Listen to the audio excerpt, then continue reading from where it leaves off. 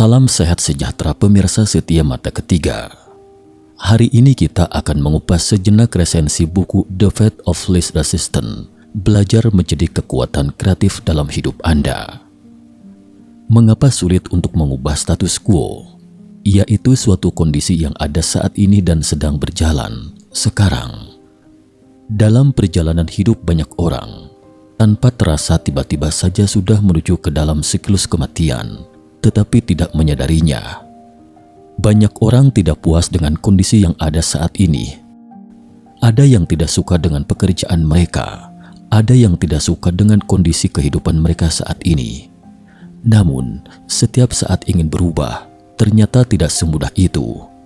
Mengapa begitu sulit untuk mengubah status quo? Sebelumnya, kita simak dulu sebuah kisah nyata berikut ini. Ada seorang gadis, dia ingin memperbaiki hubungannya dengan ibunya, tetapi tidak menggembirakan meski dia telah mencoba dengan berbagai cara. Ibunya suka mengkritiknya, yang selalu membuatnya jengkel, jadi dia melakukan serangan balik. Ibunya sangat marah, menganggapnya anak durhaka, dan keduanya pun mulai perang dingin. Setiap kali perang dingin selalu membuatnya dilema karena dicap anak durhaka. Meskipun dia merasa bersalah, namun kondisi seperti itu akan terus terulang dan terulang lagi di waktu berikutnya, tidak memecahkan masalah. Ketika dia meminta bantuan konsultan, sang konsultan bertanya kepadanya, "Jika sekarang kita anggap saja nol dan mulai mewujudkannya dari titik nol, lalu seperti apakah hubungan yang kamu inginkan antara kamu dan ibumu?"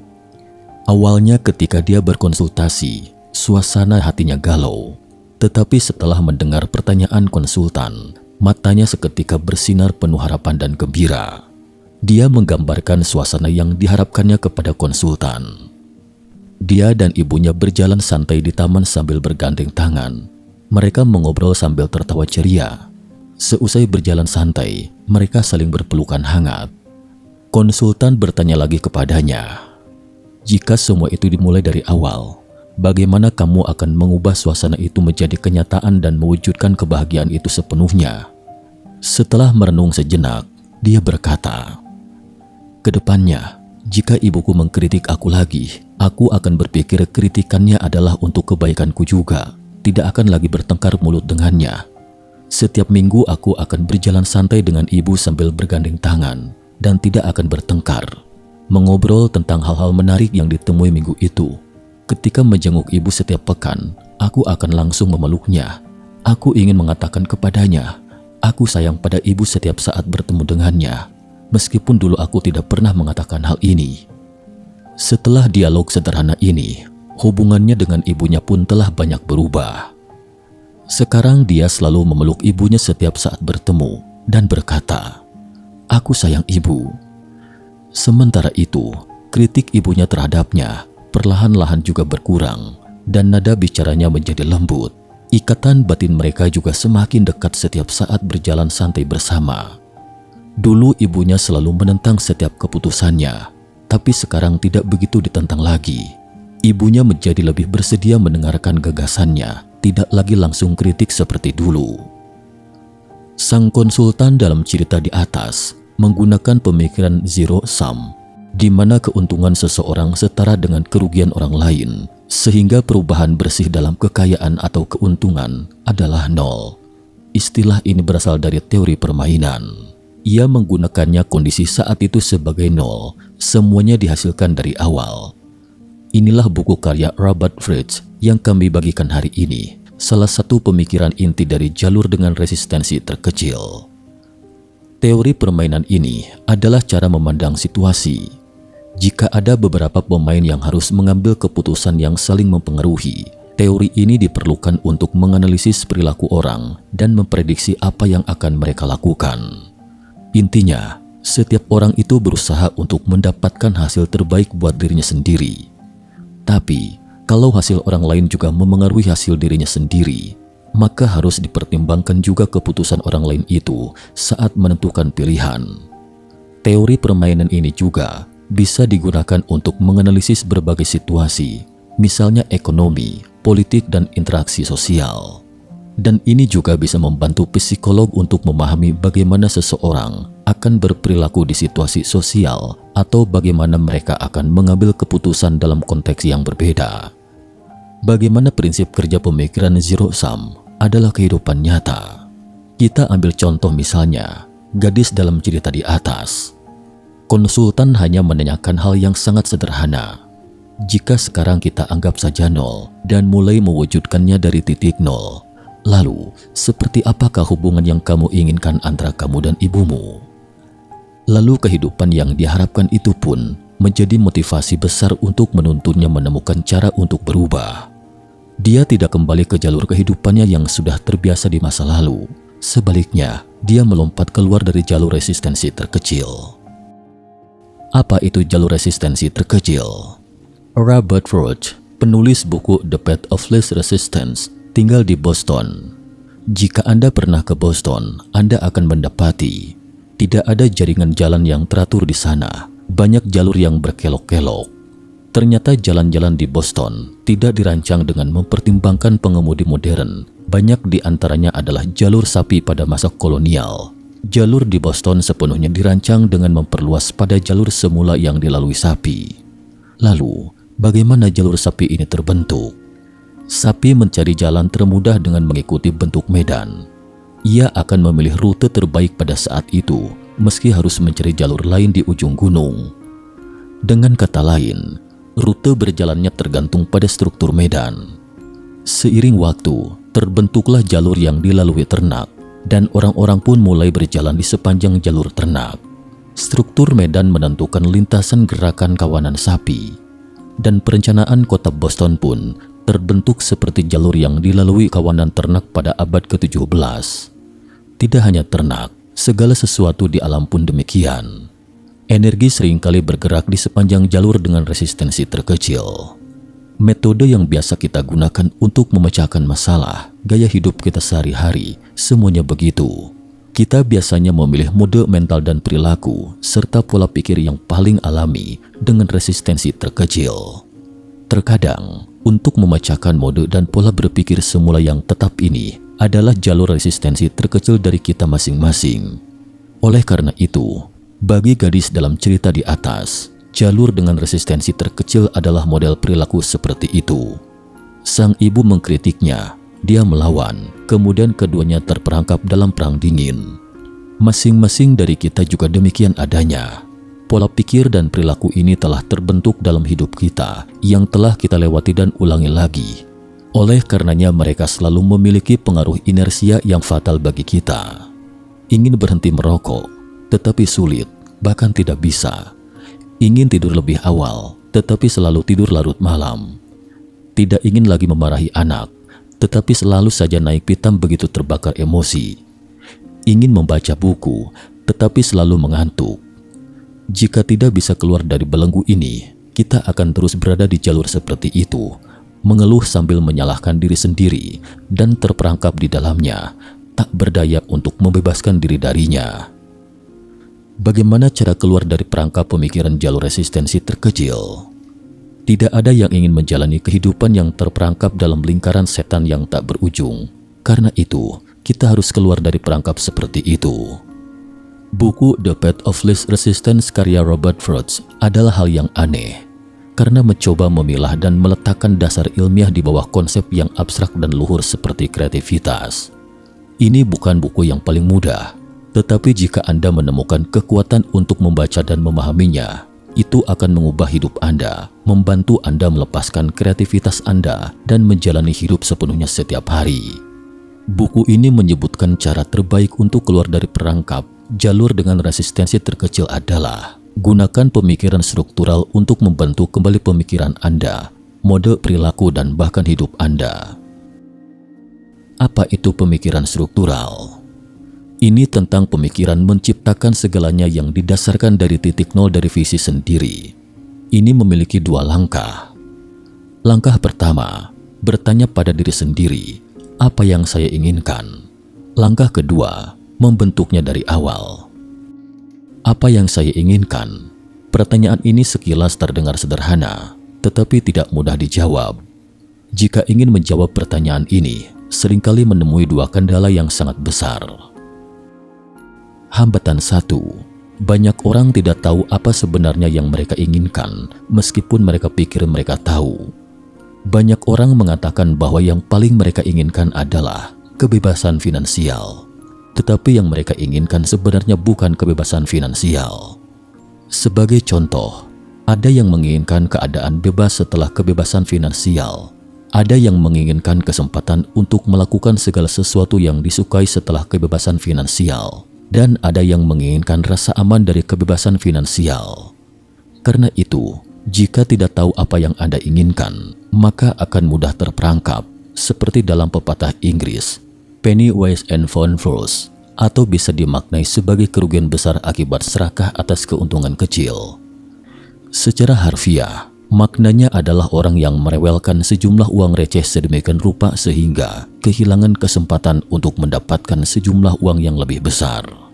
Baik disadari maupun tidak, kita sering terjebak pada kondisi terlalu memperhatikan hal-hal sepele dan mengabaikan hal-hal penting. Hambatan 2, determinisme lingkungan. Mereka yang menganut teori determinisme lingkungan ini biasanya punya pemikiran seperti ini. Aku tahu apa yang kuinginkan, tetapi tidak dapat diwujudkan sama sekali. Lingkungannya memang seperti itu, jadi percuma juga dipikirkan. Benarkah demikian? Mari kita lihat teori neurological level atau tingkatan berpikir manusia ala Robert Dills. Menurut Robert Dills, tingkatan berpikir manusia adalah sebuah proses penalaran dalam melakukan segala sesuatu yang digambarkan dalam sebuah struktur terdiri dari 6 tingkatan: tujuan, identitas, nilai dan keyakinan, kemampuan, perilaku, dan lingkungan. Dalam melakukan analisa ini, kita bisa mengurutkannya dari bawah ke atas atau atas ke bawah tergantung tujuan. Jika ingin mencari sebuah goal, maka analisa dilakukan dari atas ke bawah. Namun jika ingin mencari makna, maka analisa dilakukan dari bawah ke atas. Dalam tingkatan berpikir manusia Robert Dills, tingkat yang lebih tinggi mendorong tingkat yang lebih rendah. Jadi ketika suatu perubahan terjadi pada tingkat yang tinggi, misalnya saya ingin memiliki tubuh yang sehat dan menggambarkan secara hidup suasana ini dalam benak saya, hal ini cenderung mendorong perubahan perilaku tingkat rendah, misalnya berolahraga 3 atau 4 kali seminggu. Sebaliknya, jika kita hanya melakukan perubahan pada level rendah dan tidak ada perubahan pada level tinggi, maka perubahan pada level rendah seringkali sulit untuk tidak bertahan lama. Titik awal dari pola pemikiran jalur resistensi terkecil, inilah tingkat rendah pada gambar, yaitu tingkat lingkungan. Dan jalur resistensi terkecil adalah jalur termudah yang dibentuk oleh lingkungan. Pemikiran jalur resistensi terkecil adalah cara untuk memecahkan masalah dari lingkungan yang ada. Artinya, melakukan perubahan ketika lingkungan dan kenyataan yang ada itu konstan. Struktur mendefinisikan perilaku. Salah satu tesis utama buku ini dapat dirumuskan sebagai berikut. Struktur mendefinisikan perilaku. Ambil perangkat apapun, semua yang terjadi di dalamnya tergantung pada cara pengaturannya. Perhatikan bagaimana struktur bangunan besar memengaruhi pergerakan Anda di dalamnya. Anda tidak bisa melewati dinding dan Anda pergi ke koridor. Anda tidak dapat memasuki ruangan melalui jendela dan Anda masuk melalui pintu. Anda tidak bisa melompat dari lantai ke lantai dan Anda berada di lift. Jadi dalam hidup ada perangkat yang dalam, semacam kerangka kerja yang menentukan jalan yang paling tidak tahan bagi semua orang. Kita paling dipengaruhi oleh struktur yang terdiri dari keinginan, keyakinan, dan keadaan hidup kita. Kita mempertimbangkan konstruksi hidup Anda. Penting untuk tidak mengacaukan pendekatan struktural dengan pendekatan psikologis. Psikologi mempelajari dunia batin seseorang. Jika itu adalah buku tentang psikologi, Anda dan saya akan mencoba mencari tahu bagaimana kesadaran bekerja. Banyak teori dan teknik psikologi memiliki sifat yang sama. Objek penelitian yaitu sifat jiwa manusia.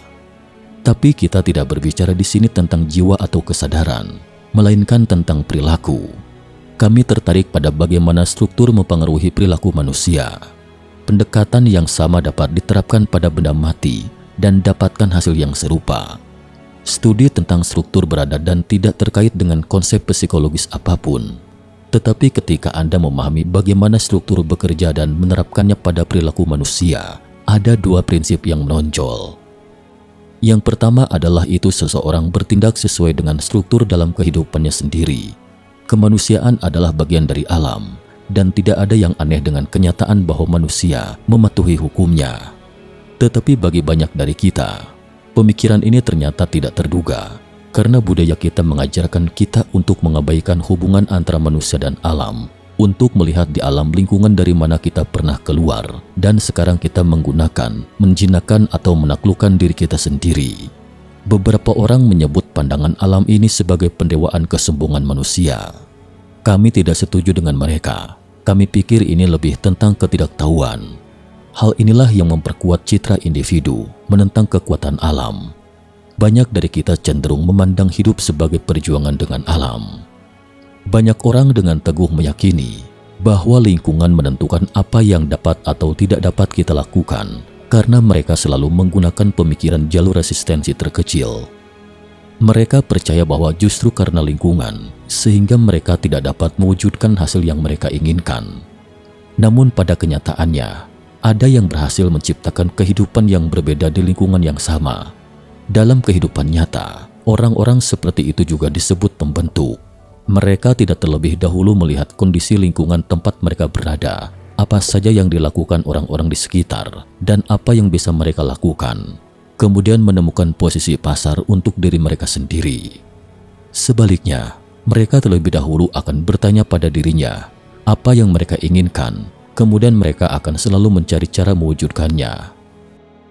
Elon Musk adalah sosok orang seperti itu. Dia ingin mewujudkan agar manusia bisa imigrasi ke Mars. Ada yang bertanya kepadanya, apakah Anda pernah mempelajari ilmu roket? Tidak pernah, tetapi demi melakukan hal itu, saya bersedia belajar ilmu roket, kata Musk singkat. Langkah kedua diwujudkan dari awal. Saat sudah memastikan visi hidup Anda perlu merealisasikannya dari awal. Tapi bagaimana mewujudkannya? Di sini kita dapat merujuk pada konsep keuangan, anggaran tak bersisa. Ini merupakan sistem anggaran yang didasarkan pada perkiraan kegiatan, bukan pada yang telah dilakukan di masa lalu. Setiap kegiatan akan dievaluasi secara terpisah. Ini berarti berbagai program dikembangkan dalam visi pada tahun yang bersangkutan. Kelebihan dari metode ini adalah, jika selalu merencanakan anggaran pada tahun-tahun sebelumnya, pemikiran dan model perilaku perusahaan akan dengan sendirinya sama seperti sebelumnya. Namun jika dapat dimulai dari awal, maka perusahaan harus mempertimbangkan apa yang mereka butuhkan, apa yang tidak perlu, dan mengapa dibutuhkan atau tidak dibutuhkan. Demikian pula, ketika kita mulai dari visi kita sendiri dan membuat pemecahan masalah kreatif dari awal, kita juga dapat belajar dari cara berpikir seperti ini, merealisasikannya sepenuhnya dari awal. Contoh lagi sebuah kisah nyata lainnya. Ada seorang anak di Amerika Serikat, mimpinya adalah ke ruang angkasa. Dia berharap NASA mengembangkan pesawat ruang angkasa yang memungkinkan orang biasa untuk terbang ke ruang angkasa. Tetapi lebih dari 30 tahun telah berlalu, tidak ada tanda-tanda apapun dari NASA. Lalu dia memutuskan untuk mengubah mimpinya menjadi kenyataan. Dia berencana mengadakan perlombaan berhadiah dengan hadiah sebesar 10 juta dolar AS, memberi penghargaan kepada mereka yang dapat membuat pesawat ruang angkasa pribadi yang dapat digunakan kembali. Tapi dari mana 10 juta dolar AS ini? Lalu dia menemui seorang reporter dan menceritakan idenya. Atas bantuan reporter, dia mengadakan konferensi pers.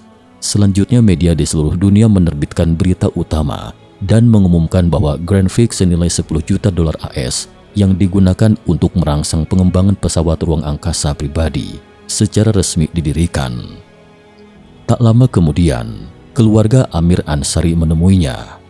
Sebagai informasi, Amir Ansari adalah pendiri perusahaan Prodea bersama dengan saudara ipar perempuannya, Anauseh Ansari. Saat itu, mereka telah mengalokasikan uang jutaan dolar untuk hadiah atau penghargaan X-Prize sejak tanggal 5 Mei 2004. Tanggal ini merupakan ulang tahun ke-43 dari peluncuran pesawat ruang angkasa pertama Amerika, Freedom 7. pada tanggal 5 Mei 1961 dengan astronot Alan Shepard yang juga merupakan astronot program Apollo ke-14 yang mendarat di bulan.